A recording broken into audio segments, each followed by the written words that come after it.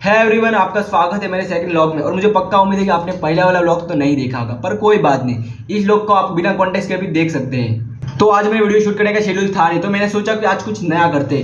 तो ये मेरी सारी बुक्स का कलेक्शन है, जिसमें से कुछ बुक मेरी है और कुछ मेरे दोस्तों की है।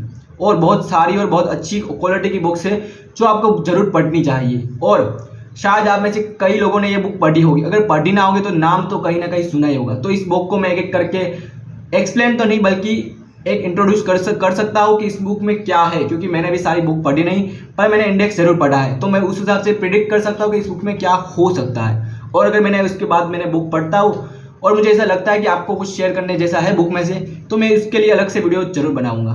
तो चलिए किस बुक से शुरू करते हैं। पर जिस हिसाब से मुझे आगे कुछ करना है उस हिसाब से ये बुक्स बहुत कम है, और उसमें से आधे से ज़्यादा बुक्स तो मैंने पढ़ी में नहीं है। तो इस हिसाब से मैं रीडिंग में तो बहुत पीछे हूँ। पर खैर, पहली बुक के बारे में हम बात करते हैं। यह है social intelligence, the new science of human relationship by Daniel Goleman. शायद तो वही लिखा है, Daniel Goleman, right, author of the number 1 best seller. ये बुक जो मैंने बहुत तो नहीं पर सिर्फ 30 पेज तक पढ़ा है, और 30 पेज में मुझे इतना समझ आया कि ये बुक बहुत ज़रूरी है। पर मेरी अभी के लिए सबसे पहले रिकमेंड यही है कि आपको ये बुक जरूर पढ़नी चाहिए। आपको पता चल जाए कि आपको सोशली कैसे बिहेव करना है, ह्यूमन रिलेशनशिप कैसे काम करता है। नॉट ओनली गर्लफ्रेंड बॉयफ्रेंड का रिलेशनशिप, बल्कि आपको अपने देश के साथ कैसा रिलेशनशिप बिल्ड करना है, आपको अपने बॉस के साथ कैसा रिलेशनशिप बिल्ड करना है, अपने फैमिली के साथ कैसा बिल्ड करना है, आप किसी एनजीओ के साथ काम कर रहे हैं तो उसके साथ कैसा आपका बिहेवियर होना चाहिए, आपका देश के प्रति, आपके रिसोर्सेज के प्रति आपका कैसा बिहेवियर होना चाहिए, जो बोलते हैं कि आप सिविक सेंस। तो इसको पढ़ने के बाद आपको सिविक सेंस का समझ आ जाएगा। वैसे ये बुक्स पूरी तरह से सिविक सेंस पर नहीं है, पर एक तरह के साइकोलॉजी पर है कि सामने वाला हमारे बारे में क्या सोचता है और हमें एक दूसरे से कैसे रिलेशनशिप बिल्ड करना है, जो कि बहुत बढ़िया है। इस बुक से आपका कॉन्फिडेंस बहुत बिल्डअप हो जाएगा और आप किसी से बात करने से डरोगे नहीं। अगर आप बिगिनर्स हैं तो आप इस बुक को पढ़ना तो बिल्कुल ना भूलें। तो अब चलते हैं दूसरी बुक की ओर। तो दूसरी बुक का नाम है the hacking the case of interview by Taylor Warfield. ये बुक मैंने पूरी तरह से पढ़ी और आपको शायद हैकिंग सुन के कुछ और लगा होगा, पर ये उस तरह की हैकिंग नहीं है। ये पूरी तरह से इंटरव्यू को कैसे क्रैक करना है उसके बारे में बात है।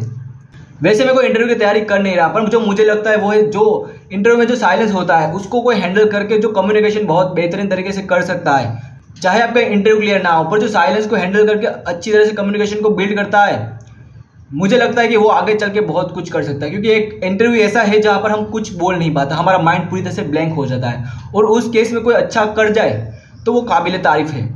तो आपको ये बुक जरूर पढ़नी चाहिए। और अगर आप इंटरव्यू की तैयारी कर रहे हो, चाहे जैसे यूपीएससी हो या फिर कोई और कॉर्पोरेट इंटरव्यू, तो आपके लिए ये बुक बेस्ट है। वैसे इस किताब के बारे में मैं बहुत कुछ बोल सकता हूँ, पर इसके लिए मैंने अलग से वीडियो सोचा है, तो तब इसकी बात डिटेल में करेंगे। तो आगे चलते हैं दूसरी बुक के बारे में। अब जिस किताब की मैं बात करने वाला हूँ उसका नाम सुन के ही आपकी आंख में चमक आ जाएगी। 8 rule of love by Jay Shetty, how to find it, keep it and let it go. ये बुक मैंने पढ़ी है, जो कि बहुत अच्छी है। नंबर 1 तो नहीं कह सकता, लेकिन एक बार पढ़ने लायक तो है ही। ये बुक आपको बताती है कि आपको ये रियलाइज कराती है कि आप किस लड़की से लाइक करते हैं या फिर किसी से लव करते हैं। वैसे इस चीज़ों के लिए बुक्स को पढ़ना बहुत अच्छा नहीं होता, आपको खुद ही समझ आता है कि आप किस लड़की को पसंद करते हैं या फिर किसी से प्यार करते हैं। और इसके अलावा भी बहुत सारी बुक्स में क्वालिटी है, ना कि सिर्फ रिलेशनशिप के बारे में। ये बुक आपको बताते हैं कि आपको क्या बनना है। पहले तो आपको खुद से प्यार करना सीखना है, क्योंकि आप खुद से प्यार नहीं करोगे तो कोई आपको प्यार भी नहीं करेगा। आपको खुद की बॉडी से, खुद के काम से, खुद के सपनों से, खुद की अचीवमेंट से प्यार करना है, तभी आपके में कॉन्फिडेंस आएगा, और वही कॉन्फिडेंस देख के कोई आपको पसंद करेगा या फिर आपके साथ रहना चाहेगा। और दूसरे कुछ पॉइंट की बात करो तो इसमें लिखा है कि आप अपने पार्टनर को गुरु मानो, यानी कि उससे कंपटीशन करने की बजाय जो उससे आप सीख सकते हैं उससे सीखिए, या फिर आप सिखा सकते हैं तो आप टीचर बन जाइए।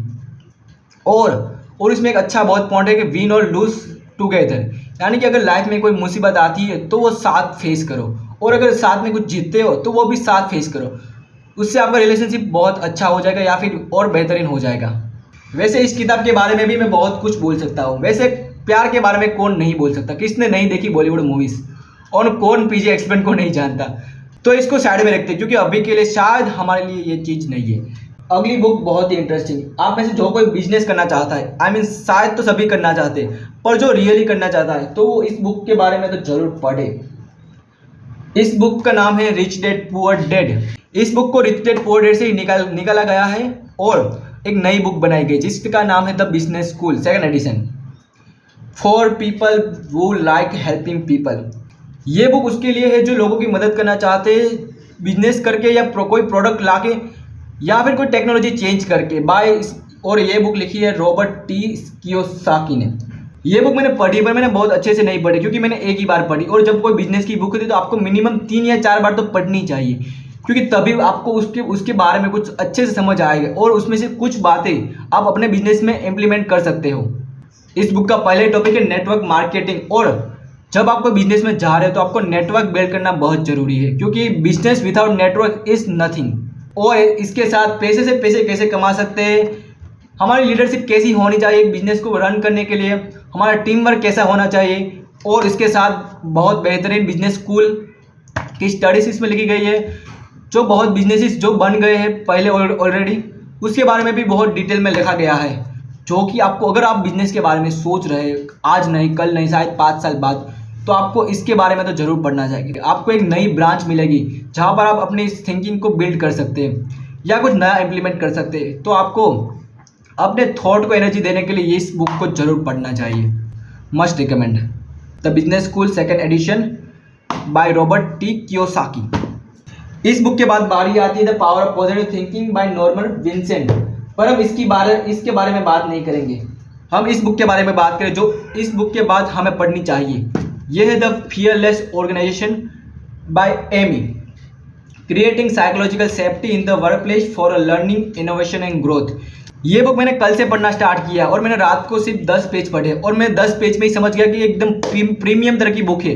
वैसे आप पोस्टर और कवर देख के पता चल जाएगा ये बहुत प्रीमियम तरह की बुक है, पर इसमें नॉलेज भी बहुत प्रीमियम तरह का है जो आपको पढ़ना चाहिए अगर आप बिजनेस में है, क्योंकि आपको कभी ना कभी टीम को बिल्ड करना पड़ेगा। और आपको टीम कैसी बिल्ड करनी है, कैसे लोगों को सिलेक्ट करना है, कैसा एनवायरनमेंट आपके ऑफिस में होना चाहिए, आपका बिहेवियर ऑफिस के प्रति कैसा होना चाहिए, ऑफिस में क्या सेफ्टी प्लेसेस होनी चाहिए, एनवायरनमेंट कैसा होना चाहिए, इक्विपमेंट किस तरह के होने चाहिए, पब्लिक और जो हमारे स्टाफ है या फिर हमारे कलीग्स है, हमारी फैमिली है, बिजनेस फैमिली है, उसको कैसे मोटिवेट रखना चाहिए हमारे बिजनेस को लेकर।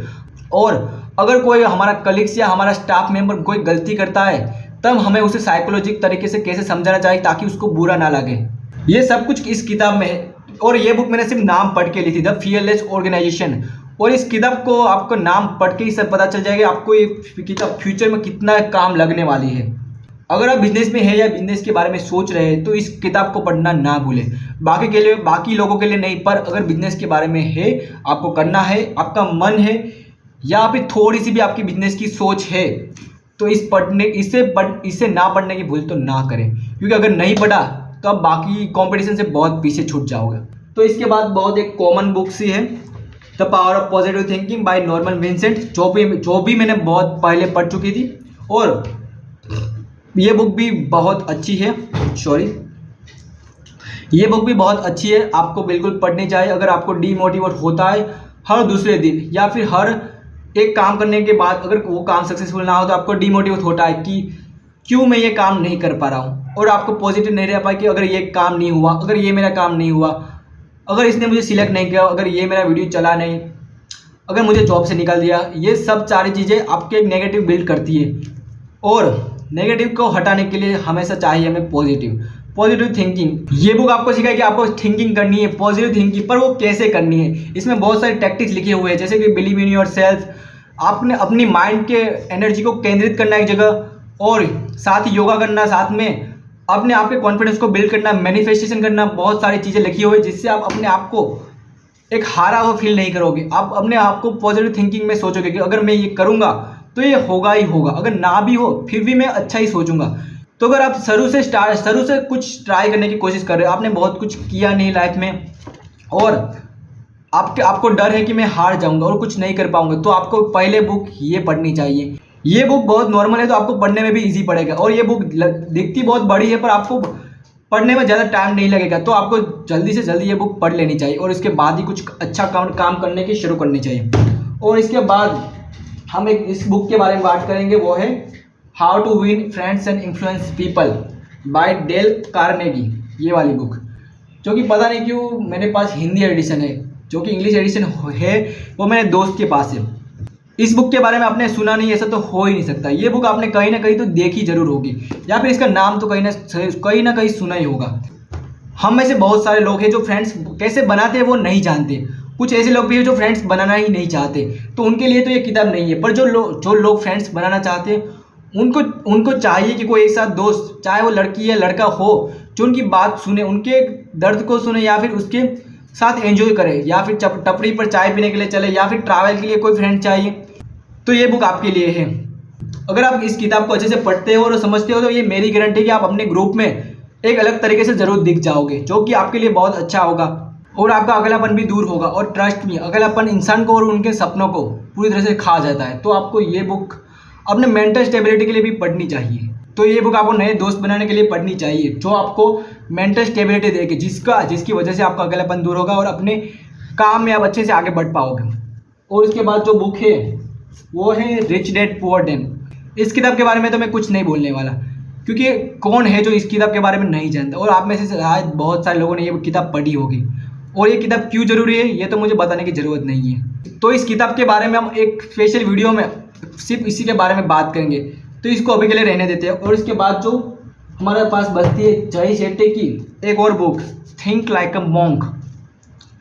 तो ये है train your mind for piece and purpose every day. ये भी तरह की पावर ऑफ पॉजिटिव थिंकिंग के ही तरह का है बुक है, जो आपको माइंड को पावरफुल कैसे बनाते हैं, माइंड को कैसे ट्रेन करते हैं अपने सपनों को बिल्ड करने के लिए। जो आप हमेशा डिस्ट्रैक्ट हो जाते हैं, या फिर सोशल मीडिया से, या फिर इंस्टाग्राम, यूट्यूब, किसी से भी, तो अपने माइंड को कैसे रोकना है इस सब चीज़ों से, और एक तरह से फोकस कैसे बिल्ड करना है, उस तरह की किताब है जो भी आप बहुत अच्छे से पढ़ सकते हो। और अगर आप अच्छे से पढ़ते हो तो आपके लिए बहुत कारगर रहेगी। ये बुक मैंने भी बहुत पढ़ी और बहुत अच्छी है आपको फोकस बनाने में। अगर आपको फोकस बनाने में मुश्किल होती है तो आपको ये बुक जरूर पढ़नी चाहिए। तो इसके बाद सिर्फ हमारे पास 2 किताबें बचती है। ये है गुजराती में, शायद आपको गुजराती नहीं पता होगा, पर मैं गुजरात से हूँ इसलिए शायद मेरी हिंदी ऐसी है जो आपको समझ नहीं आ रही। अगर मैं गुजराती में बोलता हूँ तो मेरा फ्लुएंट गुजराती बहुत अच्छे से निकलता है, पर मेरी हिंदी कभी मैंने हिंदी में बात नहीं किया, तो आपको शायद लग रहा हो कि ये इतना हिंदी में क्या बोल रहा है, पर नहीं, मेरी हिंदी है ही ऐसी, क्योंकि मैंने कभी बात नहीं की हिंदी में। इसी वजह से वैसे मैं सीखने के लिए ये यूट्यूब चैनल बना रहा हूँ क्या, ताकि मेरी हिंदी बहुत अच्छे से हो जाए। पर ये किताब क्या बारे में, विचारो और धनवान बनो, इसका मतलब है सोचो और अमीर बन जाओ। और ये किताब को आप ट्रांसलेट में शायद आपको मिल जाएगी, मतलब नेपोलियन हिल, यानी कि नेपोलियन की किताब है, तो आपको ट्रांसलेट इंग्लिश में और हिंदी में बहुत दोनों तरह से मिल जाएगी। ये किताब भी बहुत बढ़िया है, जो आपको बहुत अच्छे से पढ़ सकते हैं। अल्टीमेट गोल तो सबका पैसा कमाना नहीं होता है, तो आपके लिए बहुत मोटिवेशनल किताब होगी, कैसे आप सोचकर पैसे कमा सकते हैं, किस तरह से आपको सोचना है। इन शॉर्ट ये आपको किसी न किसी तरह से बिजनेस फील्ड में ही ले जाएगा, तो ये किताब आप पढ़ सकते हैं। और लास्ट में ये हमारे पास किताब रहती है छोटी सी, the quick and easy way to effective speaking and English. आप देख सकते हो मेरी हिंदी ही इतनी वीक तो नहीं बोल सकता, लेकिन मेरी हिंदी ही इतनी ऑकवर्ड है कि मैं इसके बारे में तो क्या ही बताऊँ। इंग्लिश में तो मैं अभी बहुत कच्चा हूँ, पर हो जाऊँगा 6, 7, 8 महीने, शायद 1 साल मिनिमम। उसके बाद में हिंदी भी मेरी अच्छी हो जाएगी और इंग्लिश भी अच्छी हो जाएगी। पर अगर आप हिंदी अच्छी है आपकी, या फिर आपकी नेटिव लैंग्वेज अच्छी है, मराठी, तमिल अच्छी है, पर फिर भी आपको इंग्लिश तो कभी ना कभी सीखनी पड़ेगी, क्योंकि वो इंटरनेशनल लैंग्वेज सब बोलते हैं ऐसा, तो हमें इंग्लिश तो सीखनी पड़ेगी। तो आप ये किताब भी पढ़ सकते हैं, या फिर ऐसी बहुत किताब मिलती है इंग्लिश स्पीकिंग की, तो वो भी पढ़ सकते हैं। तो ये थी मेरी बुक्स का कलेक्शन, जो शायद आपको अच्छा लगा भी हो, शायद ना लगा हो, पर किताबों में कोई कॉम्प्रोमाइज़ नहीं। किताबें तो सारी अच्छी थी, शायद मेरी बोलने का स्टाइल आपको पसंद ना आया हो, पर किताब है इस प्योर सोल। क्योंकि आप अगर इसमें से कोई भी किताब पढ़ते हो तो ऐसा नहीं होगा कि आपको नॉलेज नहीं मिलेगा।